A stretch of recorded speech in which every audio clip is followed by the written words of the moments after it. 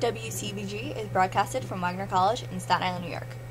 WCBG, small college, big voice. This is Jeanine, back with another interview session. Today is with Eric from the band Arcane Ghosts. WCBG's goal for 2020 is to reach out to artists whose music speaks to us, because we believe music speaks volumes. These are bands we believe deserve some more recognition, and we just want to share their music with all of you because it's influenced a lot of us on the staff, and we just love it so much. So stay tuned for this awesome interview.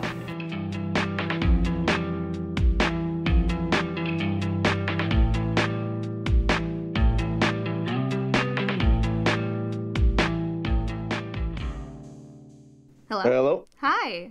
Hi. This is Jeanine from WCBG. Hi. How's it going? It's good. How are you? Speaking to Eric from Arcane Ghosts. I was wondering, to start the interview, can you introduce yourself for our listeners? Hi. Yeah. My name's Eric. I'm from Arcane Ghosts. I'm the drummer, and I'm just happy to be here. We've been playing for a while now, and I'm glad to be on your show. Thank you so much for interviewing with me. It means a lot.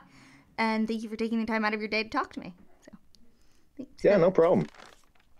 So I was wondering if you can tell me a little bit about how you guys became a band.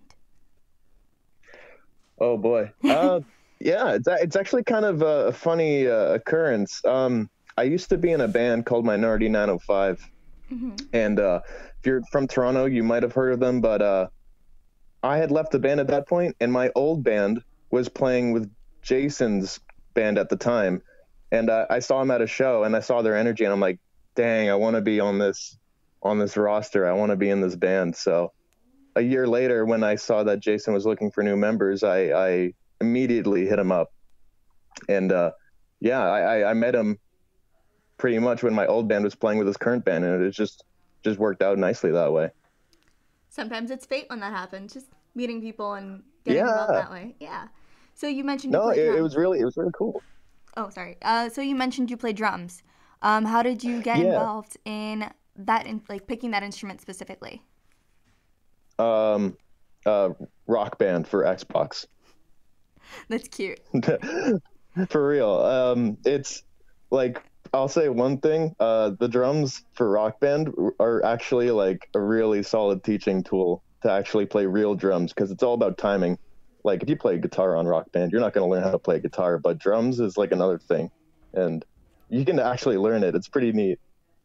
I feel like it's this whole coordination thing that I don't have. Like, I was in band up till college, and I played trumpet, but I took a class where we had to learn, like, every single instrument, like, the basics, and I just couldn't figure out the drums for the life of me. Oh, wow. I was just I mean, like, it's a lot to learn every instrument. That's kind of insane. Yeah, the class was beginning band, and we had to learn just like how to play a scale and like basic songs like Mary Had a Little Lamb on each instrument.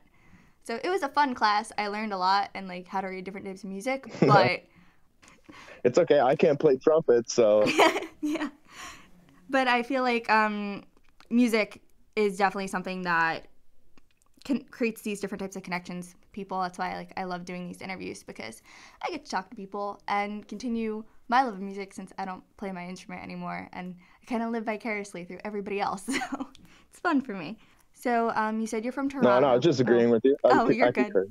Yeah, I'm from Toronto. Okay. Is there a local scene there that you guys were involved in? Oh, yeah.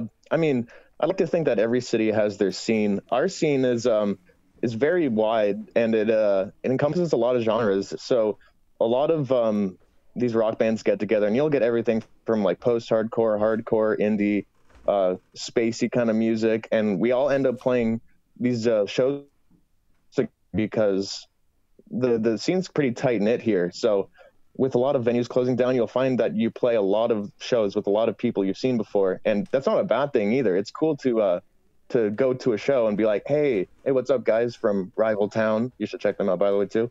And it's neat. It's really cool to have the community like we do in Toronto. I always love asking about that, because I'm from Staten Island, New York, and I tend to feel like the local scene here is not as vibrant as it should be. There are some bands that exist, but it's not as supported as it should be. Like, we don't have a lot of venues that host local bands, and if they are a local band, they tend to be a cover band, which is fine. Covers are great, but at the same time, like, to hear new material and breakout artists, it's not as common. Yeah, no, I feel that. I mean, cover bands have their place too, but so does original music, and it has to have a home as well. Mm-hmm. So I think that's important. No, I definitely agree. I feel like original music, especially when I listen to your EP, Human Interference, I always talk about this relatability factor in the interviews that I do, because I like music that speaks to me, and I definitely heard that off the EP. No, I was just going to say that that's awesome that you like it. What were you going to say about the EP, though? I was wondering, what was your writing and production process like for it? Probably nothing too out of the ordinary. Me and Jason and Matt would jam a lot, and we would honestly just be going through and making song after song, and we would have so many songs that we just have to whittle it down to the best, really. And if you've heard our EP, you know the song Petrified. We had to write another song to fill in that spot because we couldn't agree on the last song to be on the EP. So we actually wrote that one overnight. So that is pretty huge, considering that's probably our biggest song off the EP. And we're just so glad at how that turned out. So all the songs were like lovingly crafted over a couple months, and then Petrified was done in probably 24 hours. Sometimes the best songs are the ones written in the spur of the moment, and I feel like that it sometimes works out that way. I do have to say the EP had like this very cohesive feel to it. I feel like there was this general story that I got out of the songs that you guys released, and I think that's super important because today in like the streaming age, I've noticed there's a lot of singles that have been released without releasing like an EP or an album. So I greatly appreciate when artists do that, because I always want to hear a story. Like, I always want to see and hear more. Mm-hmm. Yeah, no, I agree. That's a cohesive EP is nice. Yeah, no, I agree totally. So for the EP, was there a favorite lyric or drum part that you created that's like your favorite part of it? If you've heard Summertime, probably just the drumming for Summertime, because it's just so hectic in the beginning. But for drums, it's really fun to play. And me and Jason both have a hectic part to play in the beginning of that song, because again, if you've heard it, it's all over the place in a good way, because me and Jason are both really unleashing what we have to give to that song. So, and it works so beautifully. So I'll probably have to say Summertime. And the lyrics for Summertime too, those would probably be my favorite as well. I think that song is very dynamic in the way it is portrayed for a listener, since you're hearing all these different things happening at once. But as you said, they come together so nicely and so beautifully, which is great. Mm-hmm. So what do you do when you're not writing music? When I'm not writing music, so I play a lot of video games. Not as much anymore, but I do enjoy playing some video games. I do enjoy doing voiceover on the side just as a hobby, and really listening to the songs that we record when we jam. I like envisioning what the song could be. So when we jam, we record everything, and I'll listen back and I'll start planning out how the song might unfold, and we'll bring that to the next practice, and that aids in our writing process as well. It's nice to have that recorded and then just sit on it, and then we can drum up ideas of where it could go. But other than that, in my spare time, I'm also a snowboarder. I have a good friend group here, and honestly, just living life. You know, it's just my good old life up here when I'm not writing music. I love that. I definitely think that's super cool, especially how other experiences outside of music can definitely help write a song or draw inspiration from different walks of life. And I love how you mentioned that jamming out really like helps to portray this envisioning process. Like, I think that's great, because I remember like jamming out in a high school band, and you hear and see different things, because everyone sees something and hears something differently. So when it comes together and you said like you can see so much more, I think that's fantastic.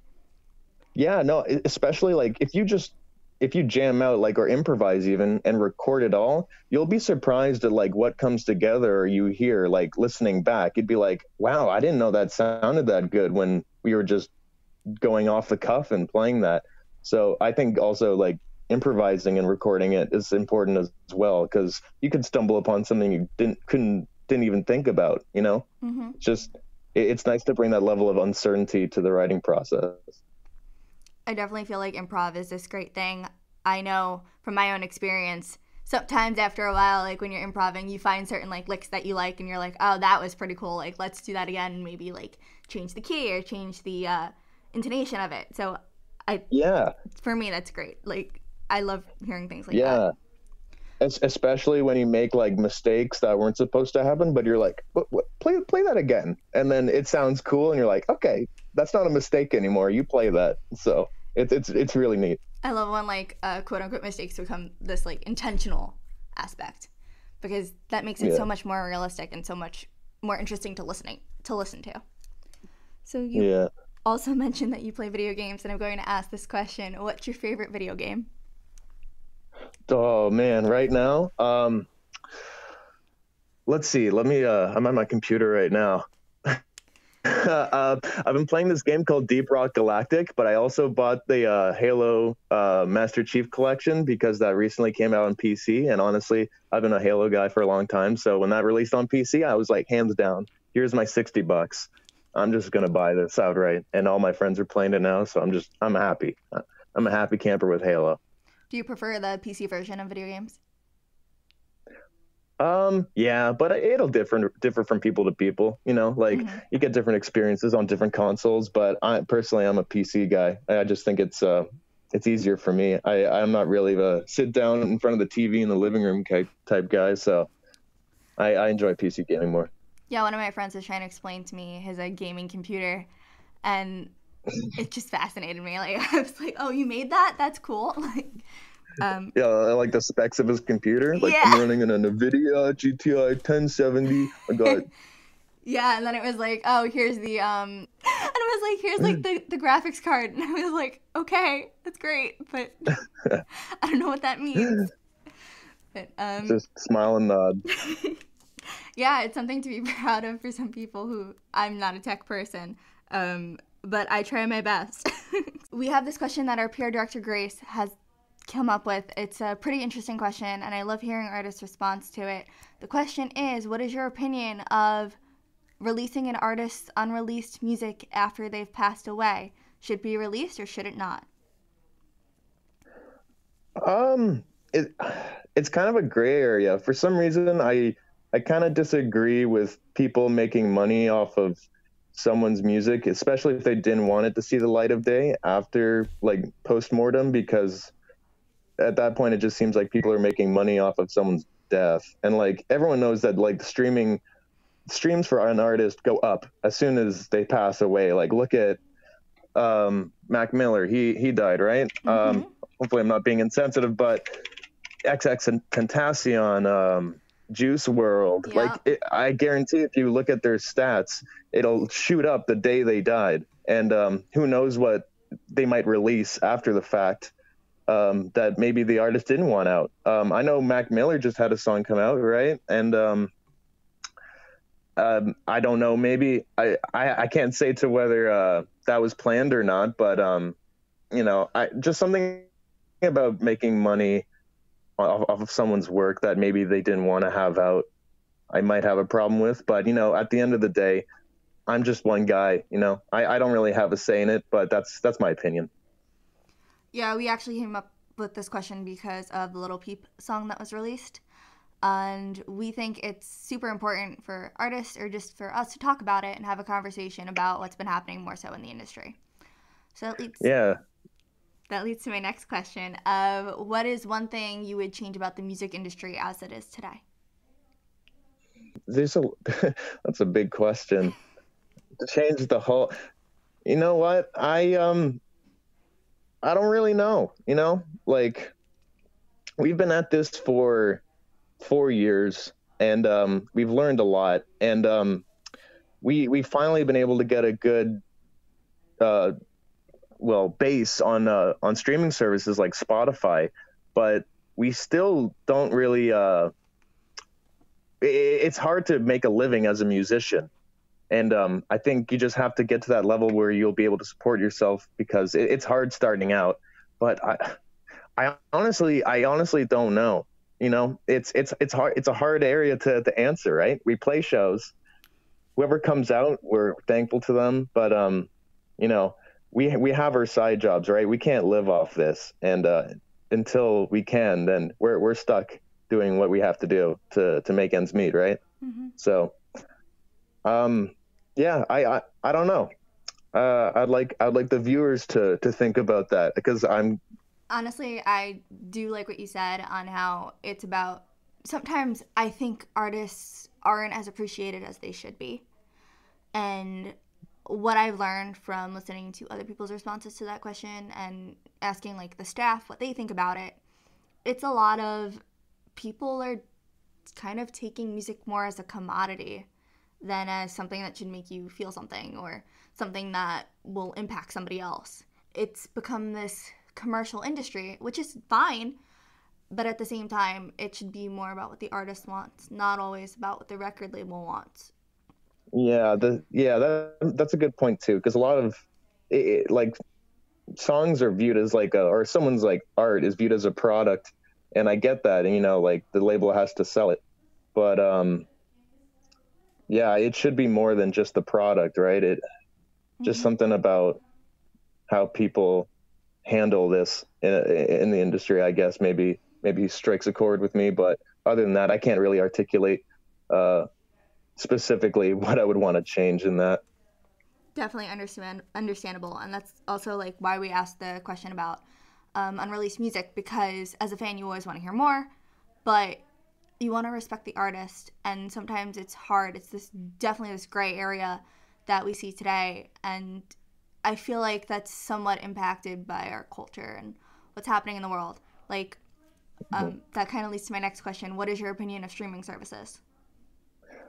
They're well, I mean, they've changed our band like night and day. Like, I'll tell you, when Arcane Ghosts probably had like under 50 listeners a month, to now we're at like 10,000, and we that changed us hugely, because people are listening to us all around the world where they probably hadn't been before, uh like Japan, Germany. Like, it's crazy. I think about like how many times this our song has been played, and like where it's been played. It's kind of mind-boggling. And so Spotify has been huge for us. iTunes has been huge for us. Like, anything that gets our music out there, it's amazing. I in terms of how they pay the artists, I think that could be improved. But I mean, again, I'm not sure how to go about what that change would be. But yeah, so far Spotify's been amazing for us. No, I definitely agree with what you were saying with streaming services, because, like, I'm in New York and you guys are in Canada. So, like, it's great Yeah. to connect with artists that way. And I've actually found some of my favorite bands just by listening to Spotify and the random daily mix playlists that they create for me. And Yeah, that's been huge for us too. Like, we have fans in like Oregon. Like, we have fans all over, and when they reach out to us, it's crazy to me and Jason that like people are listening to our music that far away. It's like, oh my gosh. Mhm. and Yeah. I do understand that, like, streaming services don't pay as well, and I do agree that I hope in the future that changes, because I know, like, you guys are pouring your heart and soul into creating these songs and these albums and these EPs, and at the end of the day, as you said, like, sometimes you have to have a side job to support yourself. So it's a Yeah. crazy experience. Yeah. Well, that's the nature of being a musician, I guess. You early on, you're not raking in boatloads. Do you mind if I ask what your side job is? Um, yeah, sure. I work at a bank downtown Toronto. Oh, awesome. Banking's fascinating. Yeah. I'm a math major.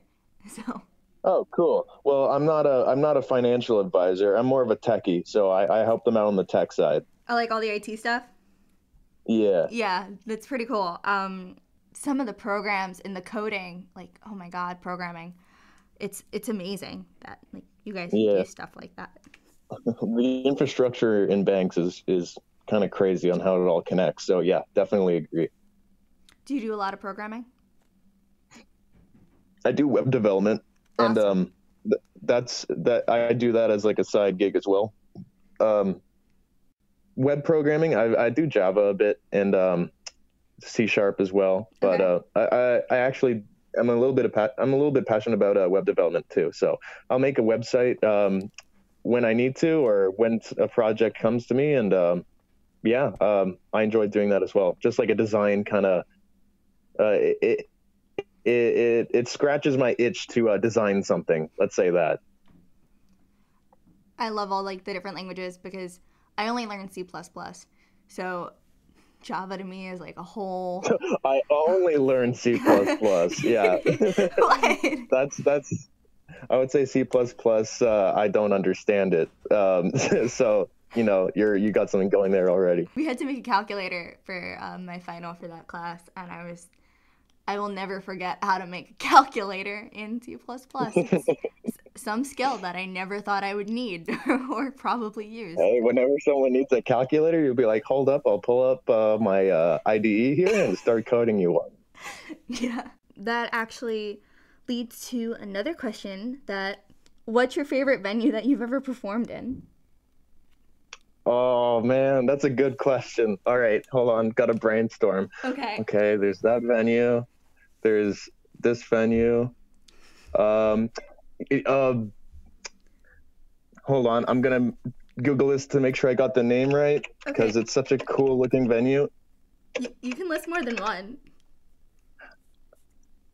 Okay, so if you Google this, the Bovine Sex Club is a sweet venue in Toronto. Because if you look outside it, it's just all rusted, like bikes, like metal things. It's a super looking like punk venue, and it's a really neat odyssey to see on the side of the street. Like, go to Google Street Maps. I'm gonna plop it right here. Like, you just look at that and you're like, what is that? So it's just like a bunch of rusted bikes, and it looks like it's closed, but you go in there and no, it's like a punk venue. It's sick. But some other honorable mentions is the Doors Pub in Hamilton. For as hot and heat stroke inducing as it is, it's a really cool place because it's like there's a library in the back, there's a chandelier. It's kind of a tight knit, like close venue, so it's really personal. That's a cool venue as well. I like asking about this, and I'm normally like, can you please tell me what it looks like because I probably don't know. But Google Street View, always helpful. Yeah. So, what artists influence you to become a better musician? Um, I listen to a lot, and when I think about what artists influence me to become a better musician, I've been listening to a lot of. I listen to a lot of Radiohead. I try to listen to a lot of new music as well. I listen to a lot of old music too, so I can't pin it down to one artist. But I've been listening to. I'll name some bands I've been listening to that really influenced me, like Duster. They're like a slowcore band from the '90s that recently came back, and they're really good. Fugazi is the drumming in Fugazi is tight. A lot of the local bands around here, even if you've heard the band Dirty Nil, they're from Toronto as well, and they're an amazing band as well. And I guess maybe my all-time favorite, if you know a band called Death Grips, I the do. drummer Zach Hill. Mm-hmm. Zach Hill, if you look at live videos of him playing with his band Hella in Japan, oh my God, like you wouldn't believe this guy is like a human. Like, he looks like an alien just drumming. Like, I implore you to look a video of him drumming, and it is just kind of insane to look at. So Yeah, maybe Zach Hill. He really made me want to be a better musician early on. So, what artists are you listening to currently? Duster again. Slowcore. It's really doing it for me right now. I really dig the sound that they got on their new album, self-titled Duster. I'm still listening to a lot of Death from Above. Fugazi. I like listening to maybe some gems that you maybe haven't heard. I like going through the Spotify algorithmic playlists and finding these weird bands like the Knot Twist, okay, or Unwound, or some stuff like that. Shellac, Steve Albini's band from the 90s. Really, really sick bands. And you know what? If you ask Jason the same question, he'll give you a whole slew of different bands. And that's what I like about our writing process as well. Like, he's super into Dance Gavin Dance. He just discovered Death from Above as well. So like, I really like where our influences are coming from. That's great. I love asking this question because normally it gives me more music to listen to. Even though I'm station manager, the staff tends to joke that I live under a rock when it comes to music, just because no, it's bad. If it's on the radio, I don't know it, and I probably have to know it for like events for school. And yeah, you got to keep relevant. I know, it's really bad. Like, you know what? Yeah, you're in a position where you can just like throw on whatever music you're listening to and hopefully expose people to new music. So yeah, I think that's pretty sick. Yeah, it gives me more material of stuff that maybe like when I'm sitting there for 6 hours, I can listen to something that I actually want to listen to. So that's fun for me. Yeah. So I love seeing the effect like music has on people. And just maybe exposing other people to listen to like different topics and different types of music. So, yeah, no, I agree. So one more question we have for you is, what is the weirdest question you've ever been asked in an interview? The weirdest question? Not sure, because to be honest, Jason usually likes to take the reins on the interviews because usually I'm working. But you know what? Our interviews are online. I don't really have a good answer because we haven't really been thrown too many weird questions, at least directly to myself. But I know Jason probably has. Okay, we have a question that we've asked a few people that was actually our icebreaker during freshman orientation, and it might make your list of weird questions. If you could be any utensil in the kitchen, what would you be and why? Oh God. I'm not gonna any reason. It's just a steak knife. It'll kill you probably. I had to give an example once, and I said I'm a knife, but I would be a knife because I have a sharp wit. Oh, see, that's a better reason. That's cool. But yeah, it's definitely a weird question. I like hearing people's answers just because it changes up the conversation of an interview and kind of breaks the ice a bit more. So that leads to the final question I have for you, which is what can we expect from you guys in the new decade of 2020?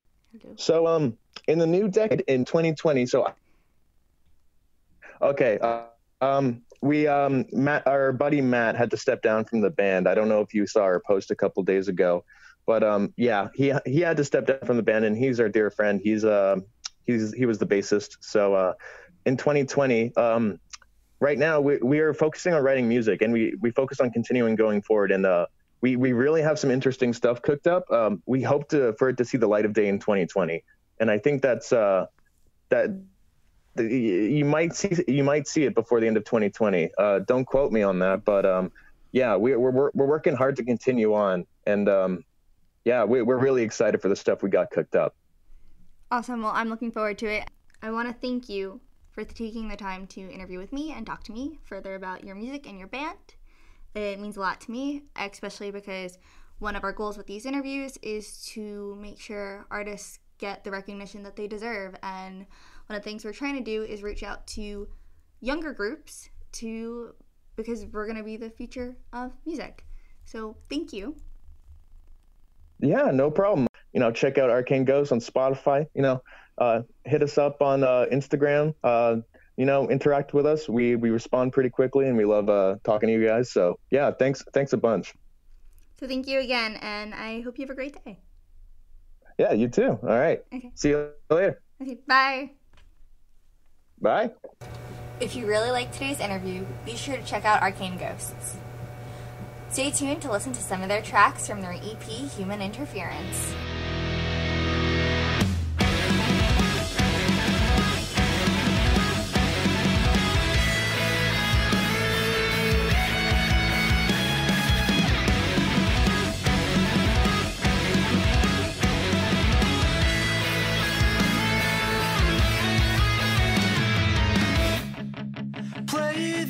Game so goddamn well, I might just have to hang my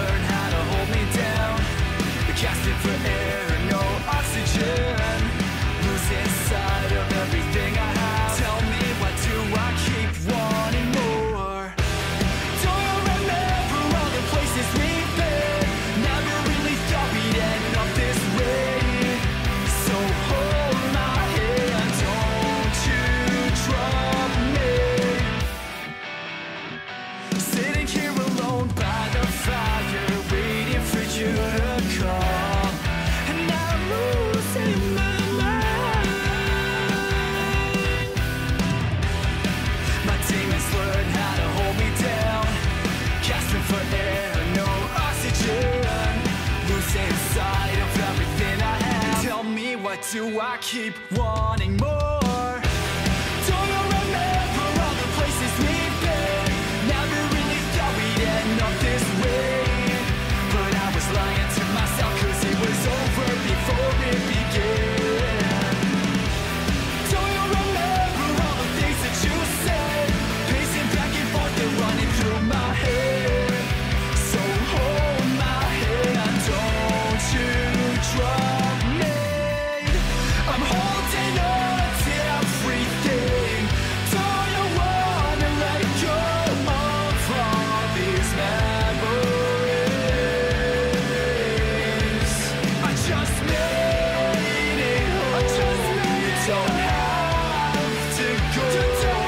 Just waiting on the door to see this is how it's supposed to be. Do you remember all the places we've been? Never really thought we'd end up this way. But I was lying to myself, cause it was over before it began.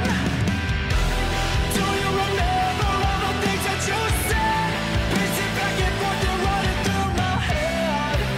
So hold my hand, don't you drop me. I'm wasting.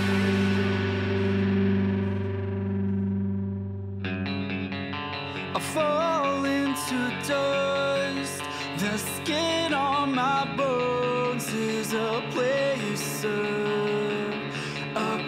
of decay.